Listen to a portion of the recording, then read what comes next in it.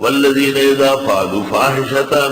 اور وہ لوگ جب کرنے لگتے ہیں بے حیائی کا کام، او ظلموا انفسهم، یا ظلم کرے اپنے ساتھ، ذکروا اللہ، اللہ ان کو یاد آ جاتا ہے، فاستغفروا لذنوبہم، معافی مانگ لیتے اپنے گناہوں کے لیے، ومن یغفر الذنوب الا اللہ، کون معاف کر سکتے گناہ سوائے اللہ کے، ولم یصروا علی ما فعلوا، زد نہیں کرتے کیے پر، وہم یعلمون، اور یہ جانتے ہوں۔ گناہ معاف کرانے کے دو طریقے، ایک فوری استغفار اور دوسرا آئندہ وہ گناہ نہ کرنا۔ گناہ معاف کرنا یا مقبول توبے کے امام غزالی نے احیاء علوم الدین میں لکھا ہے 3 عنصر ہے۔ ترک المعصیت حالا، فوراً گناہ چھوڑنا، اور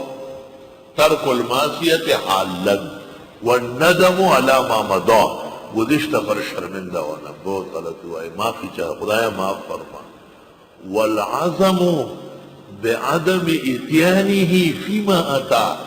والعزم بعدم اتیانہ فیما اتا، آئندہ نہ کرنے کا عزم جزم